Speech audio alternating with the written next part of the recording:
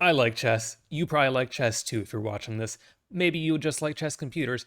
But what's true for all of us is that sometimes you just don't want the stress of playing against a real player. Sometimes you want to sit down, you want to play a relaxing game against a computer. But unfortunately, chess engines these days are really strong. They're too strong for even the best players a lot of the time. So I set out to create 37 dumb chess AIs, ranging from nearly impossible to lose against to nearly impossible to beat, which is basically just stockfish. Then I made them all play a tournament against each other and tally their scores. Spoiler, I use stockfish a whole lot in here. No fish or harm in the making of this video, though. So let's take a look at the AIs here. We've got three main categories for them. First of all, we've got the ones that play the best move, but they don't always evaluate the position properly. Second up, we've got the ones that may not play the best move, even if they do evaluate the position properly. And finally, we've got the ones that don't even try to evaluate the position. I'm not even sure these guys know they're playing chess. They shockingly still managed to beat some of the engines that were actually trying to win, but that doesn't mean they're actually good at the game. So let's take a look at the first category. These guys, we've got about 7 of them. They were always doing their best, even if they didn't understand the board. Whatever they saw, they would try to play the best move that was still legal on the real board. If they didn't see a legal move, they'd play the best move. You'll understand this in a minute. We're going to take a look first, the blind set of bots. We had 4 of these guys. These guys are unable to see any pieces on a certain part of the board. So any non-king piece on that side of the board does not exist as far as they're concerned. This sometimes resulted in invalid positions because it could mean that they could see the opponent's king as being in check, even though it's their own turn, which not possible. So in those cases, they'd be graced by a miracle for that one single move. Their vision comes back, they can see again, they play the best move, and then eye doctors around the world rejoice. It goes back to being blind. They're still in business, right? One of these guys can't see the A through D files, one of them can't see the E through H files, one of them can't see even files, and one of them can't see odd files. Now, what was interesting about these guys, the A through D and E through H bots performed about the same. They got around 37 points out of 148 points in the entire tournament. But not surprisingly, the one that couldn't see the odd files significantly outperformed the other 3, particularly the one that missed the even files, going 46 points against the even files 32. This is because the even file blind bot can't actually see his queen. No matter what, he's never able to see his queen. And so he's just playing with the wrong half of the board. The odd file blind one can see his queen, so he can still move it somewhere where he can't see it, but he starts out with it available, giving him a bit of an edge over the rest. After that, we've got the guy who just completely ignores his opponent's pieces. He evaluates the position as if only his opponent's king exists. This was actually decently effective, coming in with 76.5 points, which not really too surprising. Turns out that if you just try to checkmate your opponent as quickly as possible, and your opponents aren't really that good at the game, you're going to have decent success. You know, it just kind of works. But then right above this guy in performance was the Paranoid bot. And this guy was my favorite by a lot. He did pretty well, rating at 88 points, so he wasn't the strongest, but he's got a bit of a problem. His problem is that every single move, he hallucinates a random enemy piece at a random square on the board. This resulted in some funny stuff, like accidentally stalemating his opponents because he thought that, there's a bishop somewhere else on the board. He thinks he still got moves. So I've actually got here one of the games from this bot of this tournament. His opponent here minimized moves. We'll talk about him in a bit, but I just wanted to show off how this guy played. So we've got Paranoid with the white pieces against minimized moves with the black pieces. And these squares here, these are highlighted what he thought he saw. So here, he thinks he sees a rook at f4. So he goes and attacks it. All right, he's already playing a little inaccurately. Now he sees a bishop at d4. We're not going to go over specifically what he sees on all these squares all the time unless it's relevant. But here his opponent actually hangs a knight. But in this case, it actually is pretty relevant what he thinks he sees. Because he thinks he sees a rook there. He thinks he sees a rook over here on c6. And he's a little worried. He's not entirely sure he can take that. So he doesn't. He gets a bit spooked. Now he sees a queen at g3, but he can't take the queen. That's the problem. He can't take this queen. The pawns can't take. So what does he do? He gives a check, because if he gives a check, the queen will still be hanging next move. You can take it then. This knight is just still living. And this is still a problem. He now sees a bishop at g3. And now he sees a knight at f4. So you can see he's not making the best choices here. He's doing his very best, but he's trying to capture things that don't exist. This knight has been hanging. Okay, it's defended. I lied. It's defended after this move. It's been defended for a little while, but now it's not defended. Now it's not defended at all. Now he sees a queen at f5, so he thinks it's defended, and so he, we've all been there. We've all been there. Your opponent's knight is really far up the board. It's attacking your f pawn, and you're like, oh, I need to attack that. I need to attack that knight. But you forget it's not defended.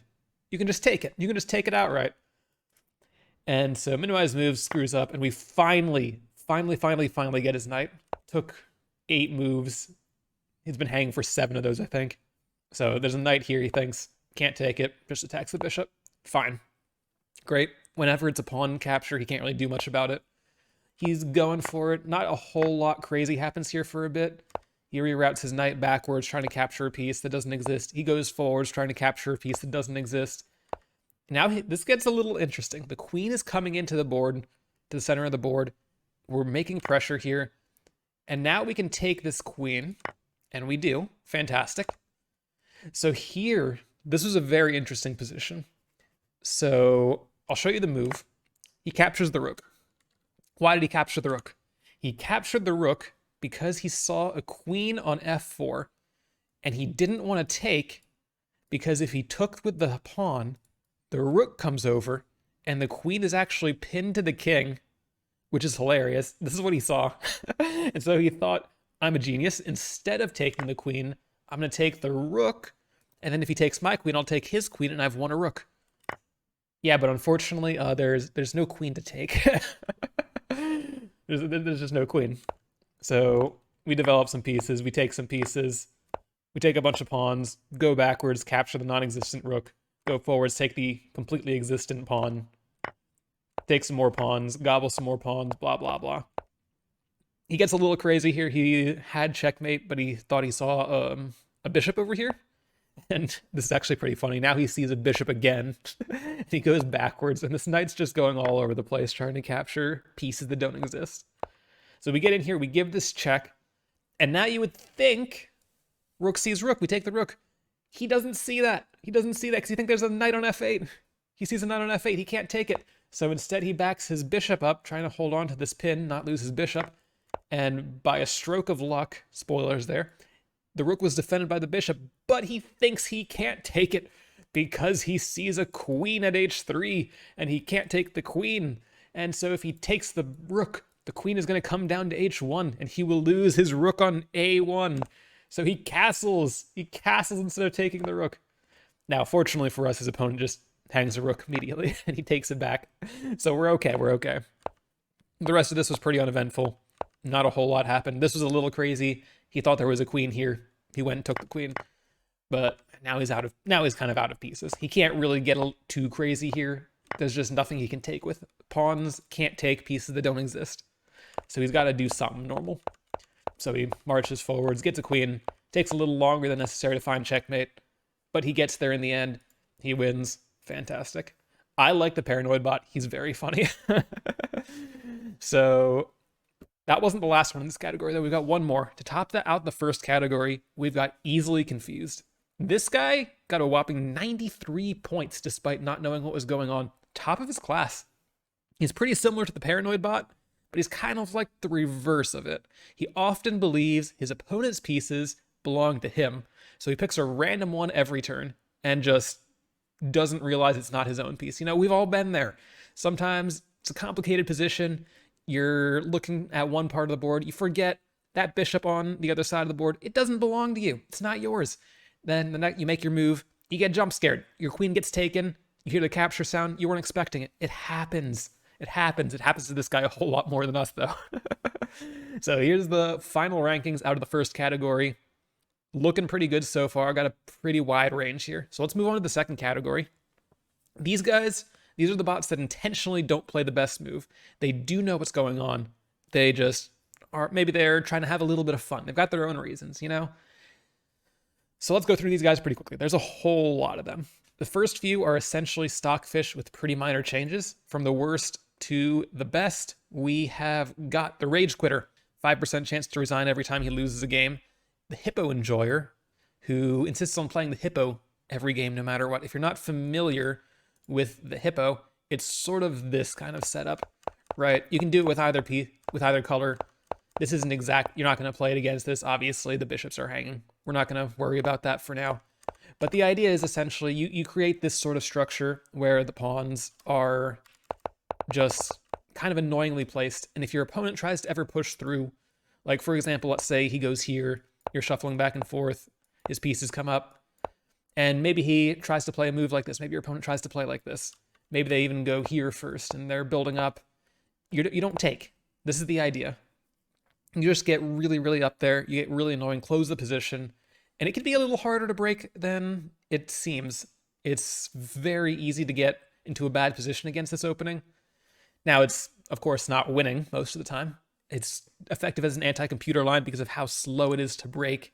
You can time out computers sometimes. But anyway, that's the Hippo. That's the Hippo. That was played a few times by the spot. It was pretty decent. And then we had, after that, we had the Clueless guy.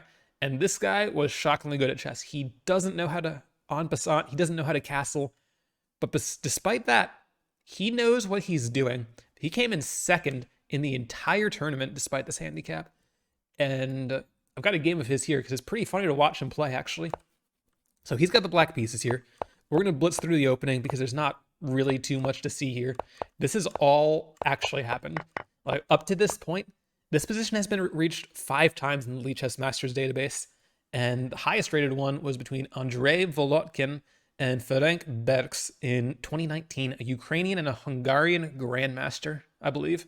And in the game, what they played was castles, right?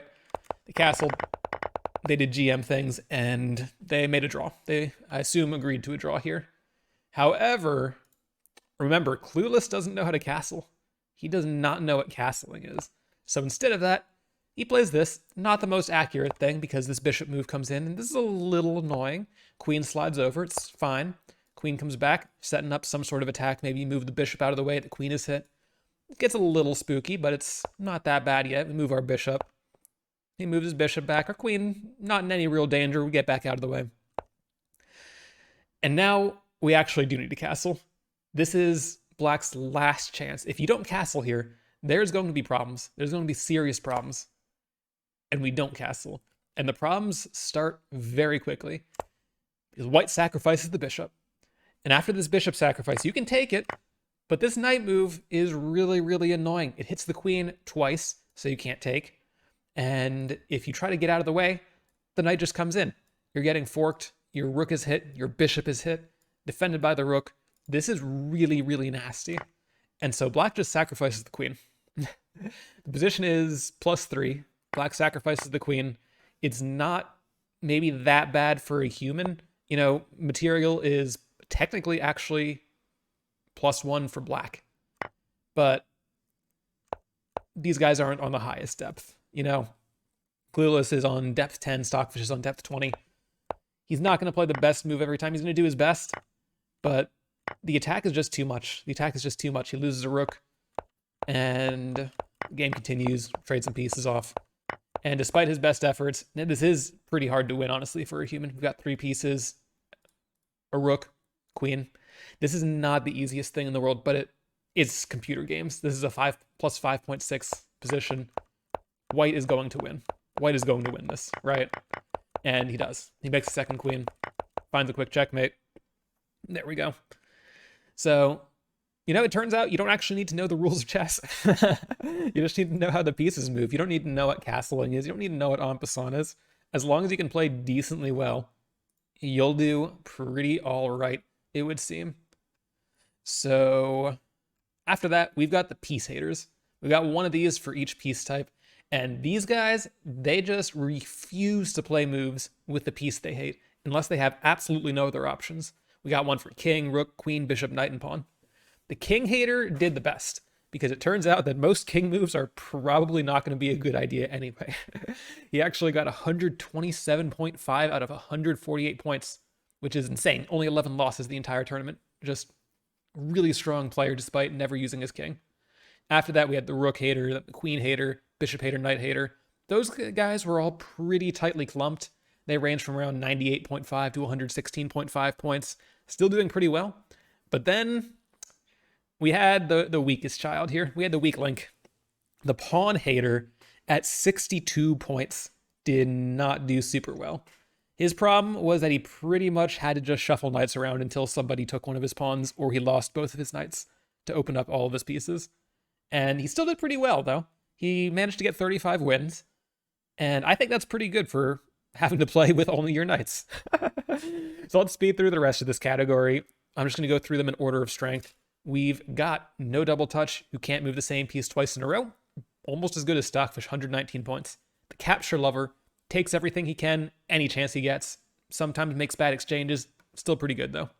The slightly sticky fingers guy, who has to move the same piece twice in a row. But after that, he can change things up, right? Move a pawn, you got to move the same pawn. You move a knight, got to move the same knight. We got the artist, who is named for his love of drawing. He plays the worst move every turn that has a positive evaluation for him, basically just playing the most draw-ish winning move, right? The pusher plays the best move that he can, that puts his pieces on the other side of the board and keeping them there. He refuses to let pieces stay on his side of the board. Worked out pretty well, because the other side of the board, turns out that's where the enemy king is. Put all your pieces over there, you got decent odds. The check enthusiast came up next. He had to play any available checks, even if it was bad. Was a little bit questionable, but he did his best. The defender, opposite of the pusher, refuses to put his pieces on the other side of the board. He was not the strongest, but he was very, very good at defending, as his name implies. Since once you get onto his side of the board, you're kind of entering his territory. He'll defend pretty much perfectly once you get into his side. Hot hands. We actually built this guy on stream the other day by the suggestion of chat member en passant, please. Thank you very much for the idea. Whenever this guy is doing well, he's able to keep playing well, but he starts tilting if he has to find only moves or if he's in a bad position. So pacifist, he refused to capture pieces, otherwise played pretty well. Didn't work super well for him, but he could find checkmate occasionally, especially against the worst spots. Sticky fingers, slightly sticky fingers. If he moves a piece, he has to keep moving it. But this time, he has to keep moving it until it has no legal moves. So if you move a knight, you're stuck with that knight for the rest of the game until it's gone. Then we had Hope Chess, who normally plays pretty well. But sometimes he lets the human creep in. He sees a move, it's objectively bad, but he's like, oh, my opponent, they might not see the response. There's only one good response to this. They might not see it. And so he trusts on that. He banks on that. And he'll play that move instead of whatever he should be doing if he sees a move that could win, but probably won't. Didn't work out super well for him, but he did his best. Then we had Kingly right below this, who insisted on leading the charge with his king. Very, very powerful move, but I don't really know how this guy won 13 games. He refused to move literally anything besides his king until he ran out of his legal king moves and somehow still managed to pull out 13 games. I don't know what people were doing to this guy, but I don't know, man. He's trying. Then we had commitment issues, who is unable to play anything irreversible, which means pawn moves, captures, moves that destroy castling rights, and moves that cede en passant. Clearly not going to be a good idea. This guy is just like the pawn hater, but significantly worse. Finally, we had the worst bot of the entire tournament. Designed that way. Worst fish. Takes his time, thinking extremely carefully about the position, analyzes every move, and then, like many of us do in our own games, he plays the absolute worst move in the position. Unlike us, though, he is doing it intentionally. Still managed to get 14.5 points off of draws, so it could have been worse. There's worse ways to play chess, I suppose. I don't know. He did his best, I think. I'm not sure you can really call that his best. We also had a couple here that I haven't mentioned yet. Throwing for Content and Questionablefish. These guys were very fun. I've actually got a game here we can look at. Let's head over to the board. So throwing for content, he will play the best move, but if he realizes that he's winning, he doesn't want the game to end so quickly. We've got him with the black pieces here. He doesn't want the game to end super fast. So he'll play a bad move, let his opponent have a chance. Questionablefish alternates between playing the best move and the worst move. So we've got quite a game on our hands. Remember, throwing for content with black does not want to win outright. He still wants to win, and so he's going to win. There's no losing move here, so he's going to take it. He's going to bide his time, wait for a bad move to show itself. Still a good move. He doesn't have any real way of losing yet. But here we go. Questionablefish finds a way to hang his queen. Hangs his queen in one move. Throwing for content realizes, if I take that queen, that's a little too much. And so instead of taking the queen, he hangs his bishop. And now Questionablefish is back to playing the best move, takes the bishop. Throwing for content realizes he needs to come back. The game is +6. He's dead lost. And Worstfish tries to hang his queen again. We play a bit of a super delayed Bond Cloud, but throwing for content still doesn't want the game to end. So he allows it. This is only +2.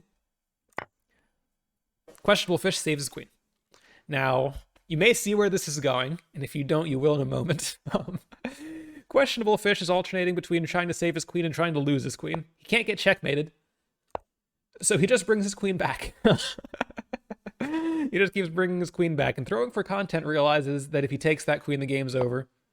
So he hangs his knight. Questionablefish saves his queen, hangs it again. His queen gets another free chance to run away. He saves it, he hangs it again. I mean, this is just ridiculous. He's just windmilling his queen back and forth, just hopping in, hopping out. We've got the Tetris block of pieces right in the middle of the board. Like, look at this. This hangs another pawn. This is an issue. This is an issue. Like, finally, it also almost hangs your queen. Fortunately, this is still defended, and he realizes now that if he wants to have any chance of winning the game, he does have to take the queen. We're finally out of these shenanigans. Now, the position here is +3.5. However, the position is +3.5 because we have a knight, a bishop, and 2 rooks. Knight, bishop, 2 rooks against a bishop, right? We're down 3 points of material, and there's no actual checkmate. But for a human, this Tetris block of pawns is pretty far forwards, and there's a decent chance, you know, maybe get a little in there, you squeeze on in, get past the pawns, maybe promote. These guys, they're bots, they're not humans. But as we've seen, they're playing a little bit human-like. Sometimes they're playing a little bit human-like, and the game's back to equal. And this could get pretty bad pretty easily. Hangs a bishop in one move. We don't take it. We instead hang our own rook in one move, and it's seesawing. I would say it's seesawing. We're really, really, really insisting on not letting the game end. Build a second Tetris block. Hangs his rook trying to escape back. We've all done this. You sneak on in. You're like, oh my god, I need to save my piece now. I need to get back out. You move it back here and forget that your opponent just didn't see that they could take it the first time it came through here, and they take it this time. So at this point, it's equal. It's equal. Throwing for content can't really be throwing anymore. He has to be doing his best here. This is his best. He's trying. But unfortunately, this was the worst move. This was the best move. So you know what time it is for white to do? It's time for white to play the worst move. And he hangs mate. He does in fact hang mate. And not just does he hang mate, he hangs en passant checkmate, which is just brutal. You didn't think you were going to see that in a bot tournament today, did you? A bot just disrespected another bot with en passant checkmate. This is just ridiculous. This is just ridiculous. So let's go back to the ratings. Let's see what else did we have here. We had the last category. So this last category of bots, they just straight up make up their own ways of evaluating the board. They're not playing chess at all. They've got varying levels of success here, you know? They mostly made up the lower brackets of the tournament, which I think should come as no surprise. But they did manage to outperform a couple bots, specifically Worstfish. I think this should come as no shock. The blind bots also did a little worse, but let's take a look. We got the obvious one starting out. Random moves picks a random legal move, and just plays it. He doesn't think. He still managed to get 5 wins. Pretty impressive, honestly, because he only got 4 games against Worst Fish, which means someone besides Worst Fish managed to lose to this guy. He got 28.5 points, third to last place. So, hey, I guess there's a chance. There's a chance for anybody. Just play some random moves. Maybe you'll beat somebody. Similar boat score-wise, we got the Mathematician. Comes in second to last with 25.5 points. Now, this guy, he's got a math degree. He doesn't know how chess works, really, but he thinks he can solve the game through math. And, warning, it's a little bit of nerd stuff here. He converts the FEN of the position, the FEN being basically a text representation of the chess position. He converts it into a number. Then he divides it by the number of legal moves, takes the remainder of that equation, takes all the legal moves sorted in whatever arbitrary but consistent order the Python chess module returns them, and then he picks the move in that list that corresponds to the remainder of that division that he had performed. So for example, if he converted the fen to the number 5 and had 3 legal moves, the remainder would be 2, corresponding to the third move. A remainder of 0 means the first move. And yeah, this guy, he sucked. Yeah, this was severely overcomplicated. It did not work for him. It's not quite random, because if you give him the same position twice, he will play the exact same move every time. But it's worse than random. It's worse than random.